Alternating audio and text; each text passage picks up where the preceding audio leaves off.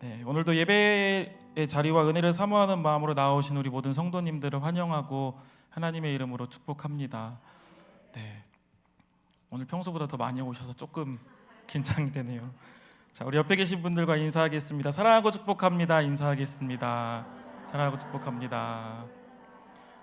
네, 우리 한 번 더 인사하겠습니다. 이렇게 인사하겠습니다. 그 은혜의 자리에 함께 나아갑시다. 이렇게 인사하겠습니다. 네. 작년 10월 19일 날 저희 포이에마, 제가 포이에마 인도자잖아요. 저희 포이에마가 작년 10월 19일 날 저기 강원도의 포천으로 단합대회 겸 나들이를 다녀왔습니다. 열심히 운전을 이제 가는 길에 열심히 운전을 하고 있었는데 뒤에서 이제 집사님 권사님들이 말씀하시는 소리 중에 한 이야기가 귀에 딱 꽂혔습니다. 그날이 수요일이었거든요. 그래서 이제 오늘 함께 또 이제 나눌 찬양을 이야기하시나 했더니 찬양의 이야기가 아니라 여기가 임영웅이 태어난 곳이야. 여기가 임영웅이 다닌 학교고 임영웅이 뭐 촬영한다 해서 내가 여기 왔었어라고 이야기하시는 걸 제가 들었습니다. 그래서 그때 제 마음에 들었던 생각은 역시 우리 포이에마 집사님 권사님들도 저랑 함께 찬양만 해서 그렇지 대한민국 아줌마구나 하는 생각이 들면서 정겹고 또 따뜻한 마음이 생기기도 했습니다. 지난 2019년 이제 후반기부터 전국적으로 뜨거운 바람이 불었던 문화의 한 영역이 바로 트로트입니다. 2019년에 내일은 미스트롯, 저는 보진 않았는데요. 내일은 미스트롯이라는 프로그램을 시작으로 전국적으로 트로트의 열풍이 아직까지 불고 있습니다. 제 생각에는 타이밍이 너무 좋았던 것 같아요. 코로나19 바이러스가 터지기 직전에 트로트의 바람이 한번 불었는데 바이러스가 터지면서 어디 가지도 못하고 무엇을 하지도 못하니까 집에서 트로트만, 임영웅만 주구장창 보고 계셨던 모습이지 않은가. 그래서 그 여파인지 모르겠지만 지금도 저녁에 퇴근하고 무엇을 볼까 채널을 돌리다 보면 한 20% 이상의 채널에서 트로트 관련된 프로그램들을 방영하고 있더라고요. 그만큼 트로트가 우리나라 사람들에게 주는 정서적인 무엇인가가 있지 않나라는 생각도 듭니다. 이처럼 트로트는 우리 대한민국 사람들 정서에 딱 맞는 장르라고도 많이 알려져 있습니다.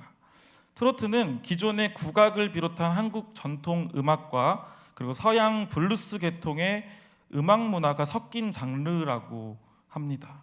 그리고 또 이제 일본의 근대 대중가요인 엔카라고 불리는 근대 대중가요가 있는데 그것의 영향도 적지 않게 받았다라고 합니다. 그리고 뿐만 아니라 트로트라는 그 문화 자체가 1920년대, 1930년대에 우리나라에 들어온 문화이기 때문에 아시겠지만 트로트의 대부분의 가사가 담고 있는 내용이 슬픈 노래, 이루어지지 못한 사랑, 행복해질 수 없는 자신의 처지에 대한 비관, 고향을 떠나 정착하지 못하는 나그네의 고통을 다루는 그러한 내용들이 대부분의 트로트, 거의 대부분의 트로트의 가사 내용입니다. 그래서 유명한 트로트가 무엇이 있나 아실 만한 거 한번 찾아봤더니 고향역, 전 잘 모르겠더라고요.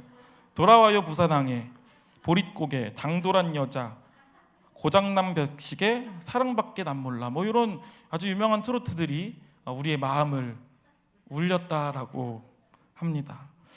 다르게 표현하면 트로트라는 장르 자체가 민족의 한과 혼을 담고 있다라고 표현할 수도 있을 것 같습니다.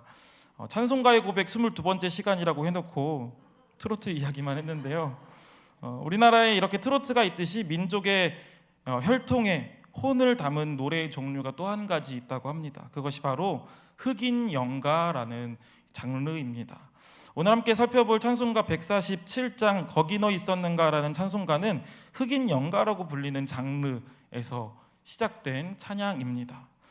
흑인 연가는 아프리카 사람들이 피부색이 다르다는 이유로 노예가 되었을 때 불렀던 노래가 흑인 연가라고 합니다.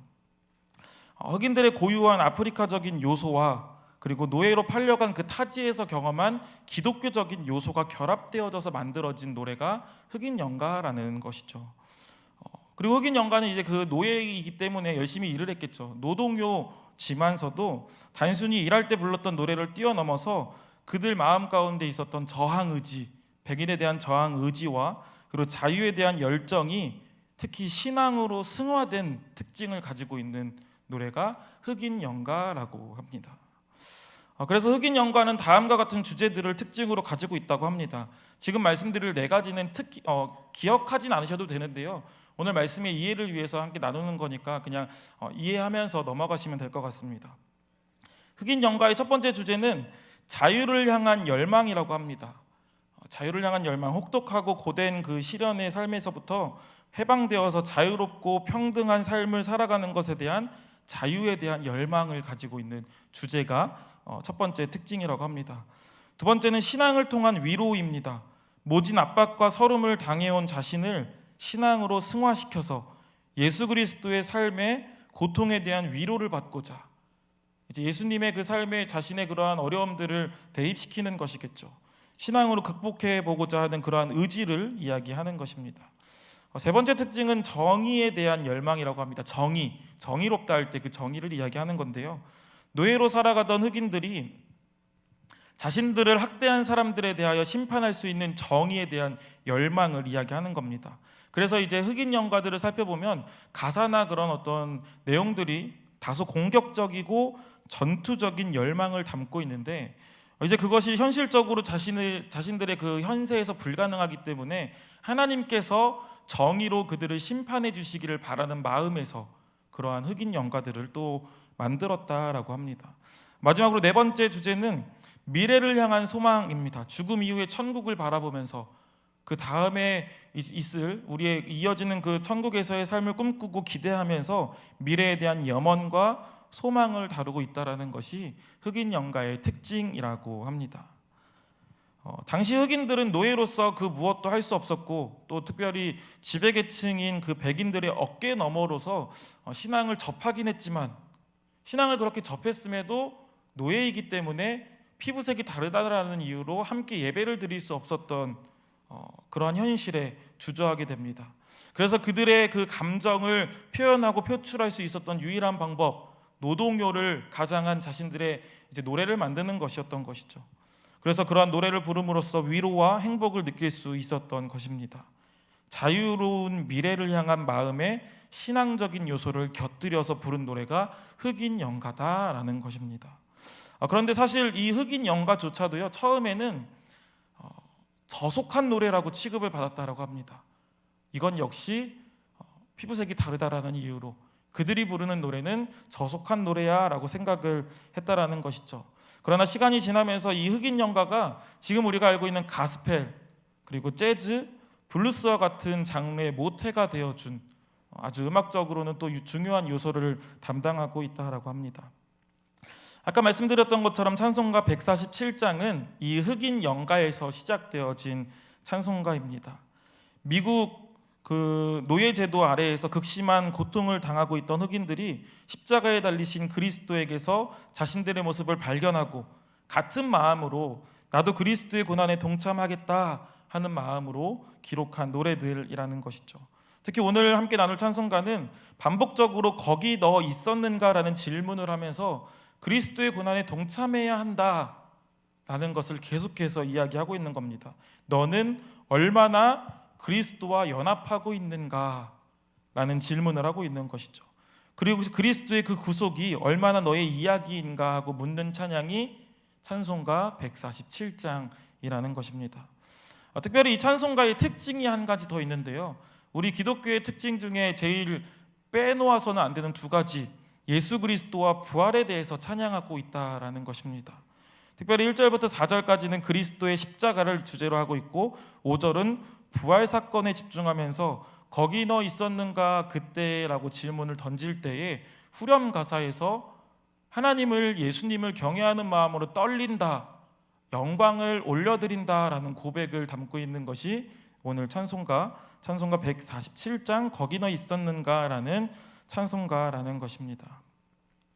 오늘 말씀 함께 나누면서 우리에게 이와 같은 질문이 주어졌을 때 우리는 어떻게 반응할 수 있을지, 우리도 과연 하나님을 경외함으로 떨리는 마음이 있는가, 아니면 하나님께 영광을 올려드리는 마음이 우리 가운데도 있는가, 생각해 보시기를 소망합니다. 어떻게 반응해야 하는지 오늘 하나님께서 우리에게 주신 말씀을 함께 살펴보도록 하겠습니다. 오늘 본문을 정하면서요, 사실 고민이 좀 많았습니다. 평범하게 사순절이기도 하고 거기 너 있었는가가 이제 예수님에 대한 이야기를 가지고 있기 때문에 평범하게 복음서에 있는 예수님의 이야기를 본문으로 정할까 아니면 다른 본문을 찾아볼까.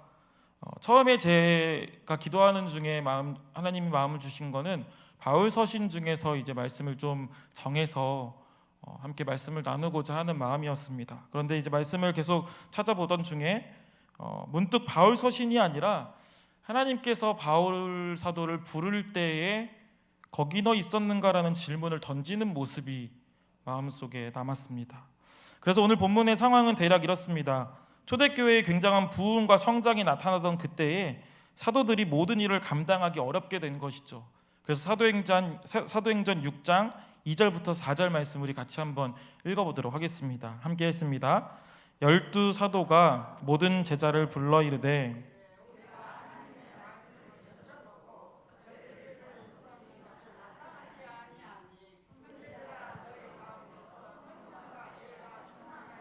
칭찬받는 사람 7을 택하라. 우리가 이 일을 그들에게 맡기고 우리는 오로지 기도하는 일과 말씀 사역에 힘쓰리라 하니. 아멘.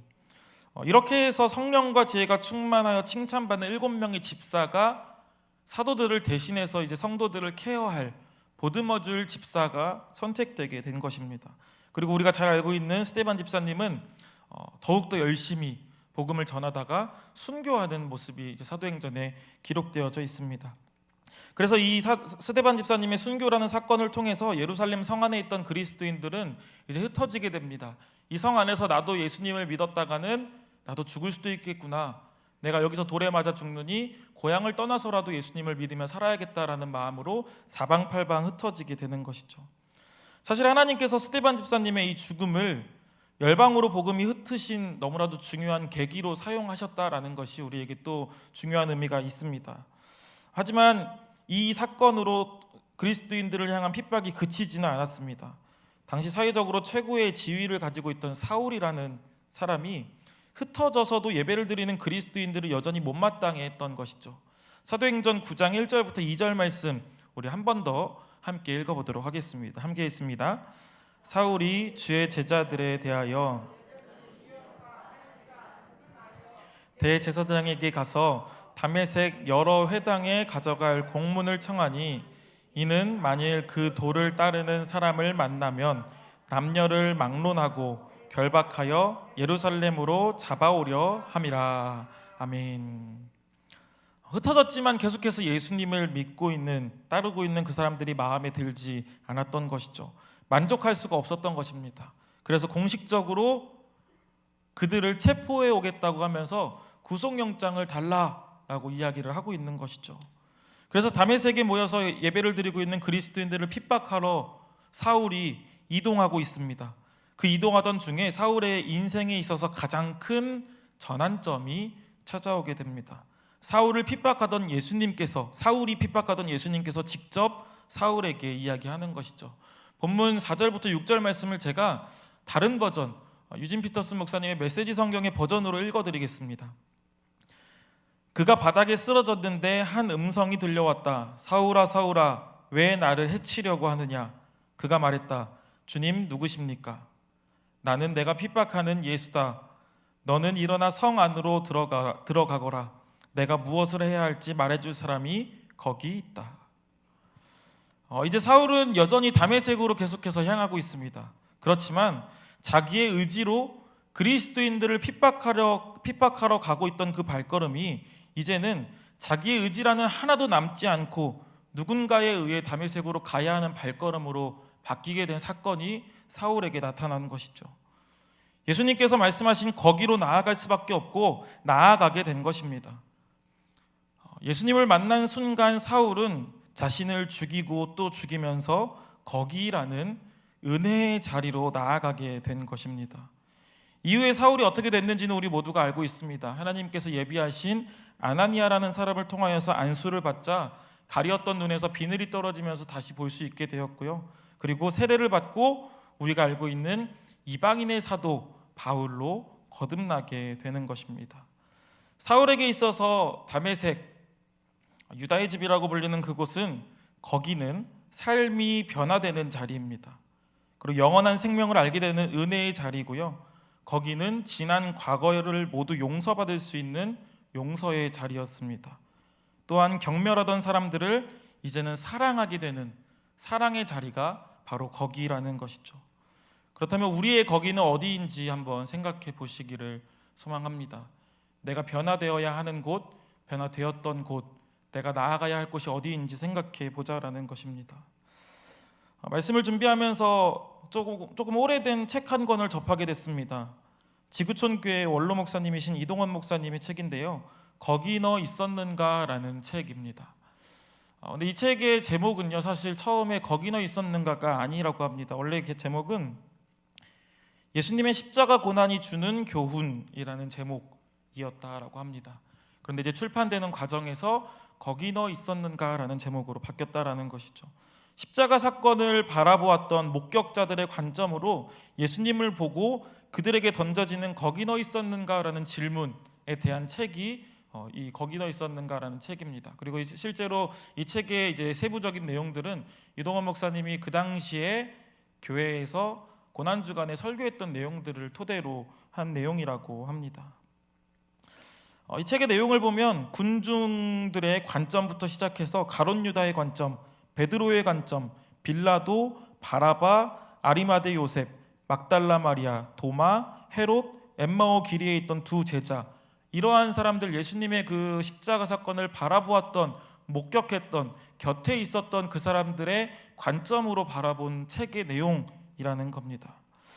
책을 참고로 해서 두 사람의 경우를 제가 예로 한번 말씀드려 보겠습니다. 먼저 베드로입니다. 베드로는 우리 모두가 알고 있는 주는 그리스도시요 살아계신 하나님의 아들이십니다 라는 아주 위대한 신앙 고백을 남긴 예수님의 수제자입니다. 예수님께서 배반을 예고하셨을 때에도 예수님 무슨 소리십니까? 죽기까지 내가 따라가겠습니다. 나는 절대 예수님을 부인하지 않겠습니다 라고 다짐했던 베드로입니다. 그러나 베드로의 신변에 실질적인 위협이 다가오자 멀찍이 떨어져서 예수님을 모른다 부인하는 모습을 우리는 잘 알고 있는 것이죠. 그런 베드로에게도 예수님은 거기를 허락하십니다. 마가복음 16장 7절 말씀 우리 함께 읽어보도록 하겠습니다. 마가복음 16장 7절입니다. 함께 읽습니다. 가서 그의 제자들과 베드로에게 이르기를 예수께서 너희보다 먼저 갈릴리로 가시나니 전에 너희에게 말씀하신 대로 너희가 거기서 배우리라 하라 하는지라. 아멘. 예수님께서 이제 그 흰옷 입은 청년이 이제 마리아에게 이렇게 이야기하고 있는 거죠. 그래서 예수님의 그 빈무덤을 지키고 있던 흰옷 입은 청년이 갈릴리에서 예수님께서 베드로를 만나 주실 것이다 라고 이야기를 하고 그 여인들은 제자들에게 이야기를 전하는 것이죠. 베드로의 마음이 어땠을까 한번 생각해 봐야 할 것입니다. 수제자이고 나는 절대 주님을 떠나지 않겠습니다라고 결단까지 했는데 떠났습니다. 심지어 예수님께서 예고하신 대로 3번이나 부인하고 떠난 모습을 자기 스스로는 알고 있었던 것이죠. 그래서 이 여인들의 이야기를 들었을 때 베드로의 마음이 어땠을까 생각해 봤더니 예수님을 만나고 싶지 않았을 것 같습니다. 예수님을 보기 싫어서가 아니라 감히 내가 주님 앞에 설 수 있을까?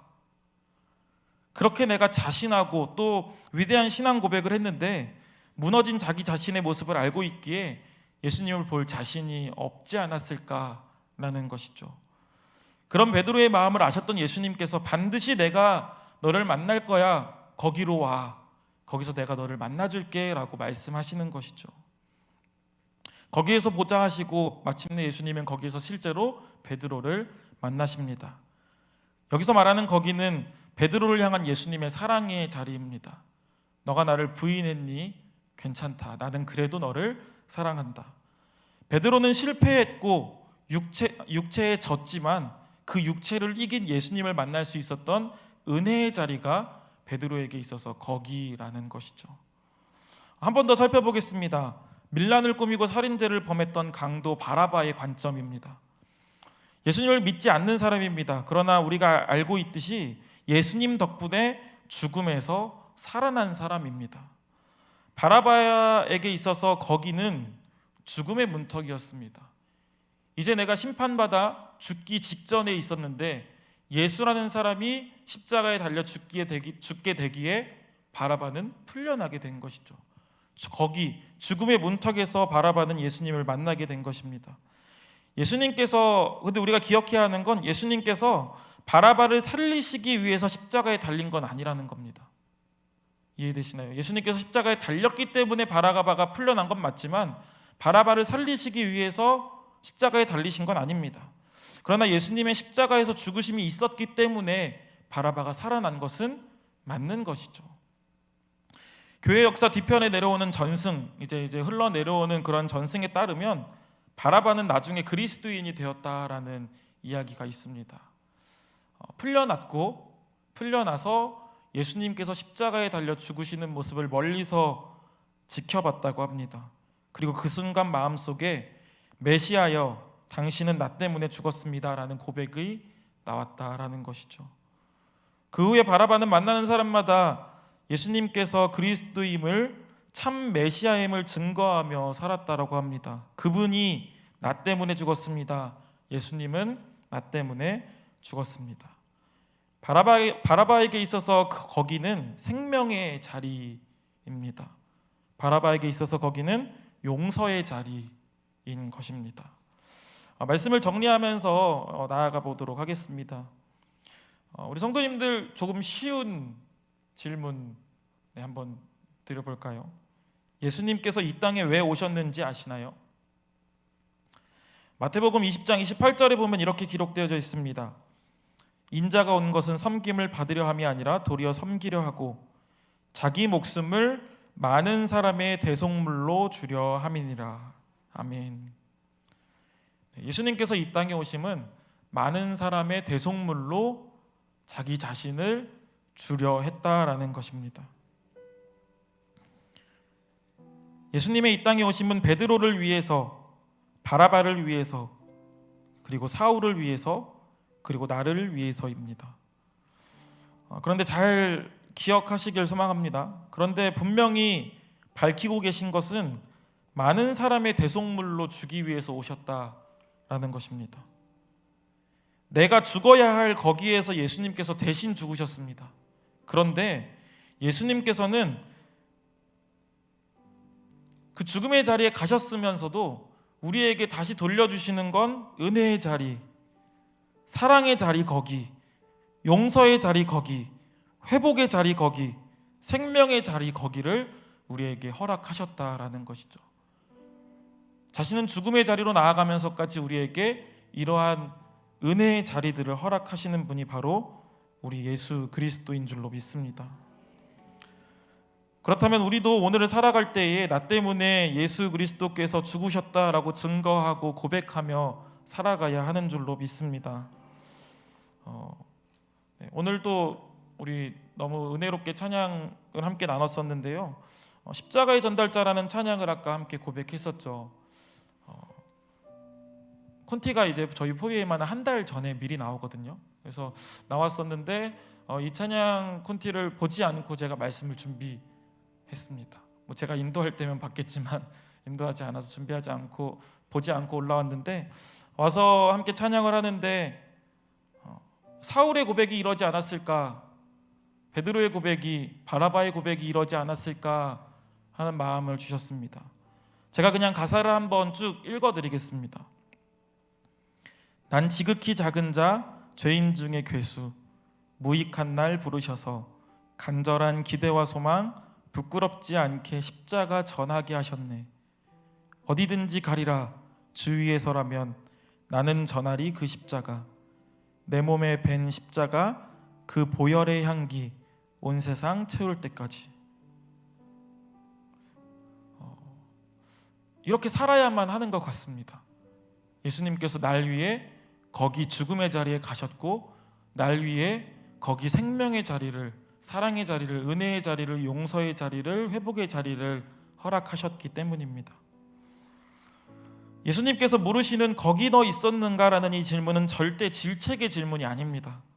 오히려 거기 너 있었는가라는 이 질문은요, 부르신 곳 은혜의 자리 거기로 나아오라는 부르심이고요, 믿음으로 나아가야 할 자리로 부르시는 외침이 거기 너 있었는가라는 질문인 것입니다.